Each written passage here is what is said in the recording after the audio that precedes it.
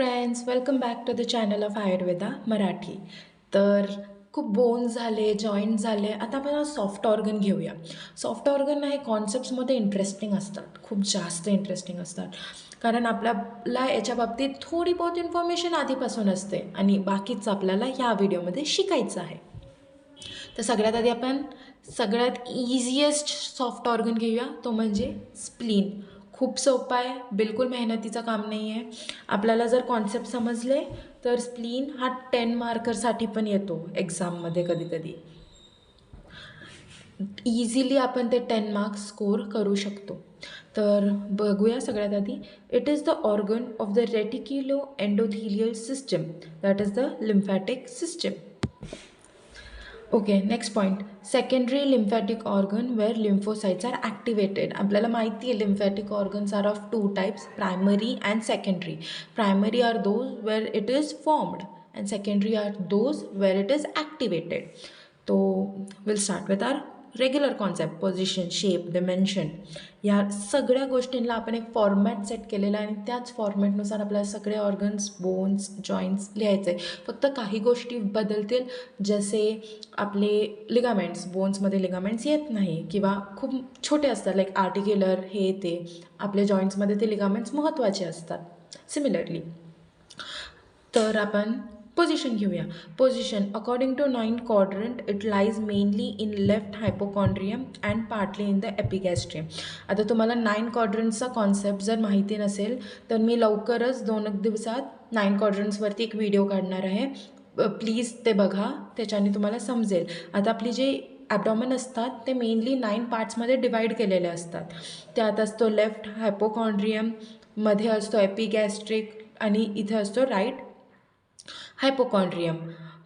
तर इथे मेजरली आपलं जो स्प्लीन आहे ते कुठे प्रेझेंट आहे, तर लेफ्ट हायपोकॉन्ड्रियम आणि एपिगॅस्ट्रियम ह्या रिजनमध्ये. हे टॉप 3 पार्ट मी तुम्हाला आता सांगितले. उरलेले सगळे पार्ट्स आपण डिटेलमध्ये दुसऱ्या व्हिडिओमध्ये बघणार आहोत. इथे आपण बघूया. According to related organ it is the sandwich between stomach and diaphragm. Sandwich का म्हटलं आहे, तर it's basically like the salad we put between 2 breads. So simple, it is the sandwich between stomach and diaphragm. Stomach is first bread and diaphragm is the second bread. Okay.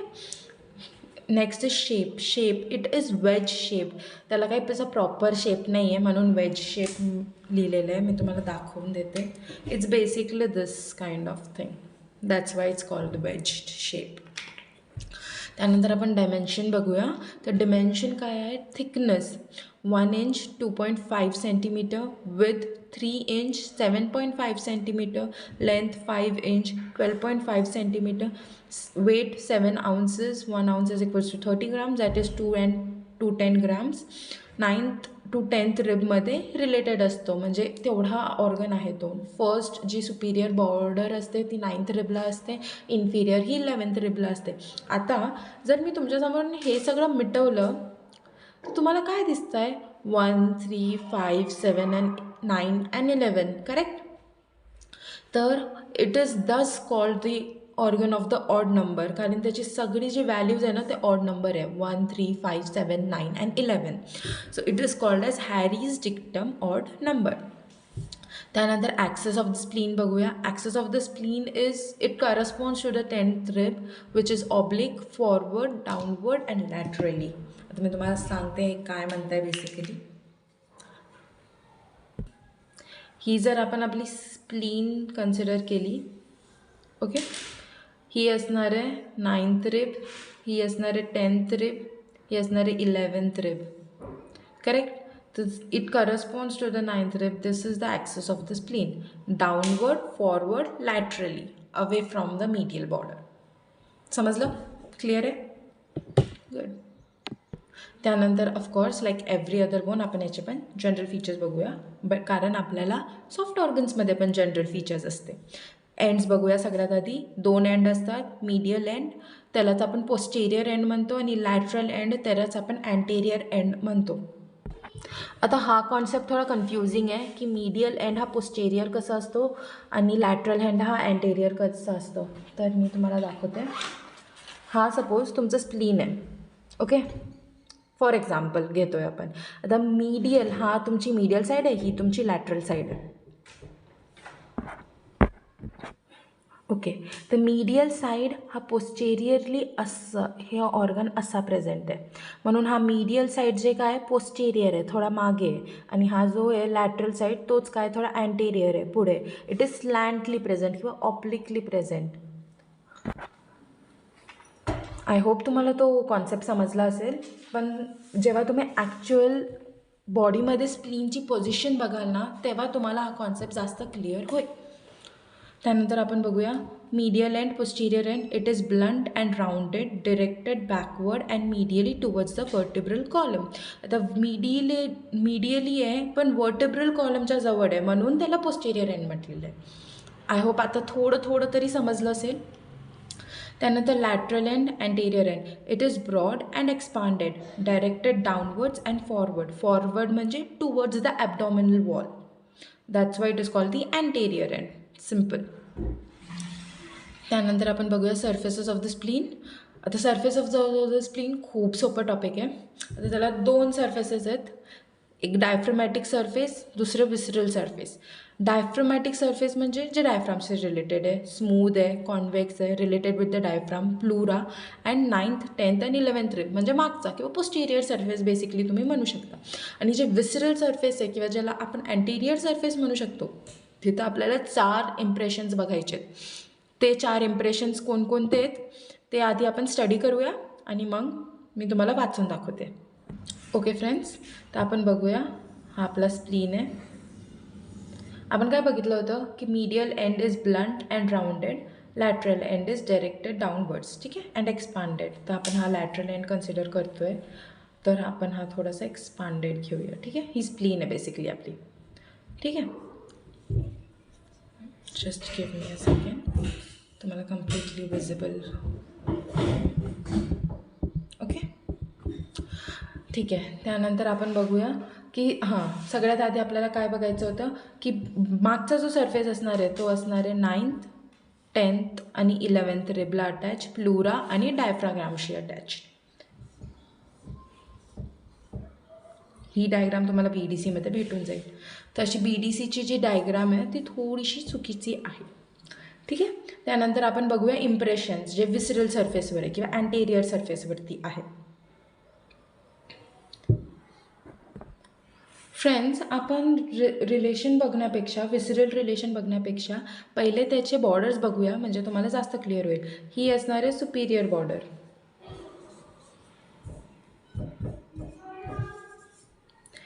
ही असणार आहे inferior border.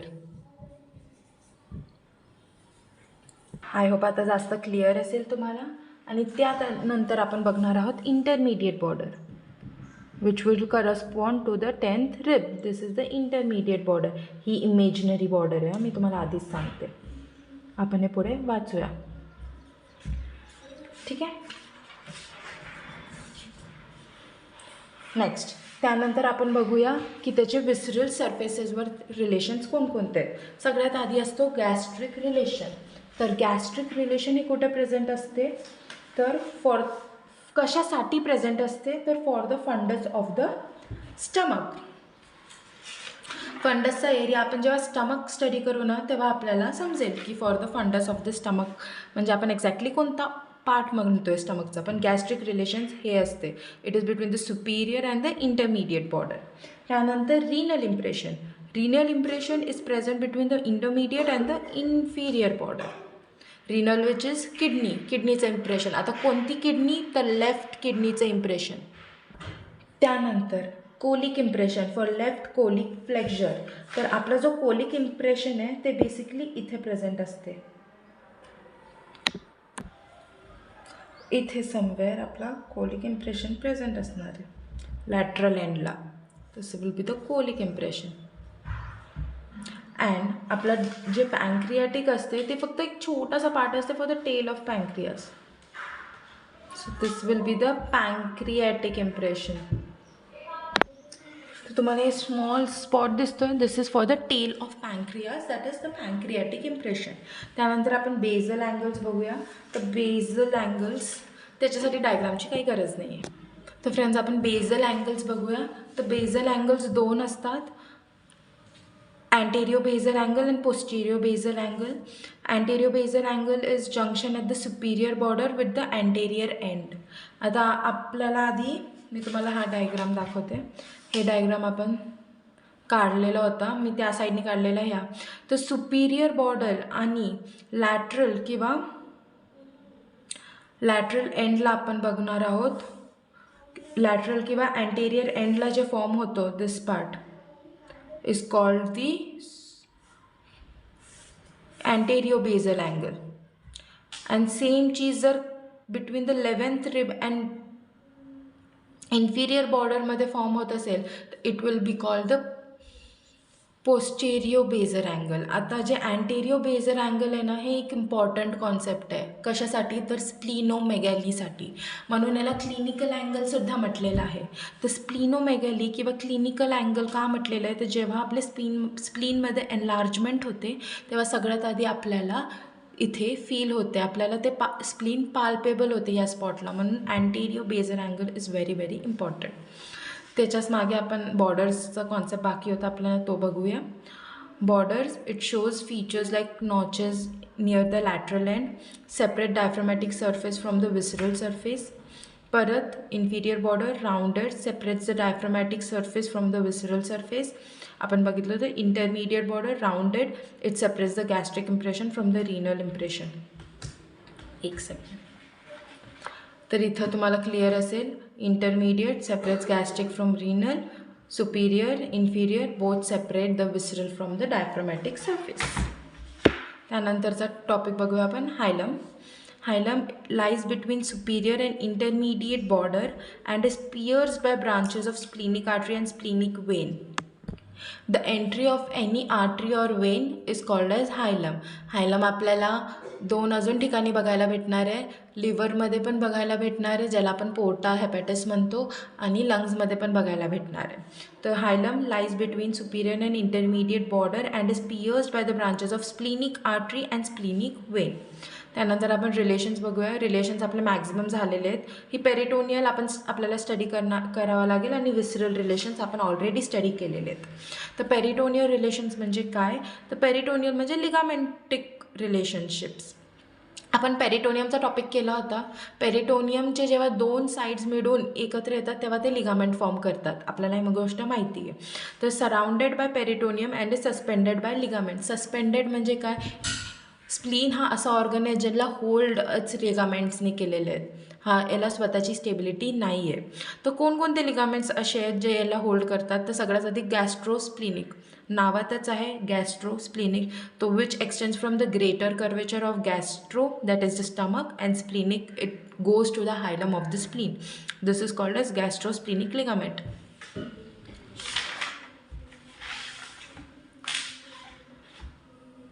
त्यानंतर आहे lienorenal ligament. आता जे lienorenal ligament आहे, it extends from the anterior surface of left kidney to the hilum of the spleen.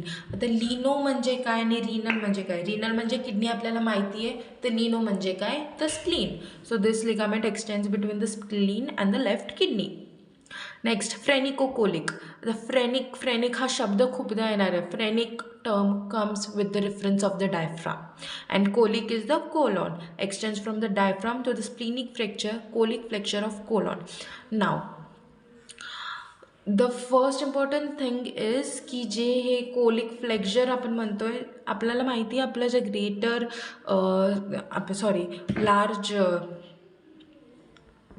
Large intestine असतो तो दोन ठिकाणी टर्न घेतो. जे आधी सगळ्यात आधी असेंडिंग कोलॉन, मग ट्रान्सवर्स, मग डिसेंडिंग असं फॉर्म होतो, राईट. तर 2-3 ठिकाणी तो टर्न घेतो. तर ज्या साईडला प्रेझेंट आहे तो लेफ्ट साईडचा जो टर्न आहे त्याला आपण स्प्लिनिक फ्लेक्चर किंवा कोलिक फ्लेक्चर म्हणतो. तर phrenic term comes in contact with diaphragm. तर ही ligament has nothing to do with the spleen, but this is the main ligament on which the spleen rest or lies. That is why it's an important ligament. Visceral relations आपण already study केलेत. कोणकोणते होते? तर gastric, renal, colic and pancreatic.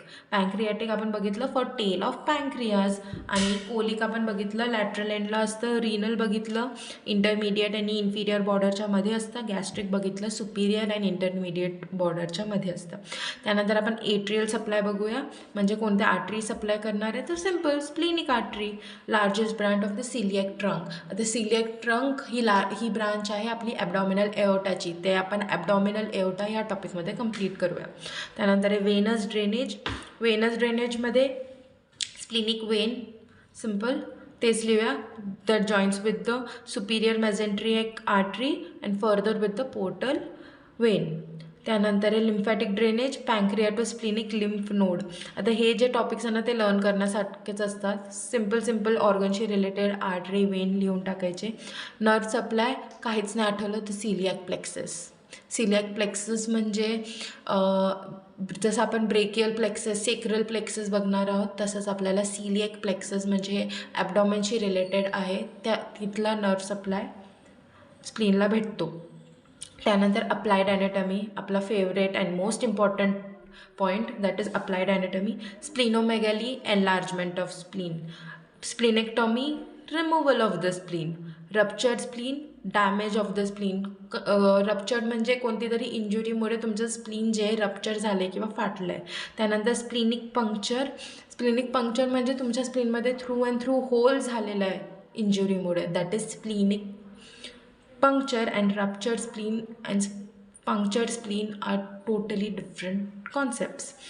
तर त्यानंतर एक main important topic राहिला आहे आपला, ती म्हणजे हिस्टॉलॉजी. आता हिस्टॉलॉजी नॉर्मली तुम्हाला एका पण ऑर्गनची सेपरेट विचारत नाही, तर इथं आपण सिम्पल हिस्टॉलॉजीमध्ये रेड पल्प, व्हाईट पल्प लिहूया. Red pulp is formed by RBCs, white pulp is formed by the lymphatic tissue because it's the lymphatic organ. आता ही एक डायग्राम नीट बघा आणि ही एक डायग्राम खूप जास्त इम्पॉर्टंट आहे. जर स्प्लीन 10 मार्काला आला तर तुम्हाला हे दोन्ही डायग्राम काढणं अपेक्षित असणार आहे. For every 10 marker question at least 2 of the diagrams necessity असते. म्हणून मी तुम्हाला बऱ्याच क्वेश्चन्सचे 2 डायग्राम ह्याच कारणामुळे दाखवते. So that's it friends. Spleen आपला एवढाच आहे. आपण एकदा रिवाईज मारूया. आपण काय काय बघितलं, पोझिशन बघितलं, शेप बघितलं, डिमेन्शन्स बघितले, हॅरिस डिक्टम ऑड नंबर बघितला, ॲक्सेस बघितलं, borders, surfaces, relations, peritoneal visceral relations, त्यानंतर हायलम बघितलं, arterial supply, blood supply, venous drainage, lymphatic drainage आणि अप्लाइड ॲनाटॉमी, एवढे सगळे टॉपिक्स आपण बघितलेत इन्क्लुडिंग बॉर्डर्स. मी एक्सपेक्ट करते तुम्हाला की हे तुम्ही आधी करून टाका, कारण स्प्लीन हा असा टॉपिक आहे लिम्फॅटिक सिस्टममधला जे 10 मार्काला येऊ शकतं. ह्याशिवाय तुम्हाला ऑप्शनच नाही आहे. दुसरा थोरॅसिक डक्ट आहे, तो 5 मार्करसाठी येतो, तर तो पण आपण लवकरच घेणार आहोत. आय होप तुम्हाला हा व्हिडिओ आवडला असेल. Thanks for watching. Have a nice day.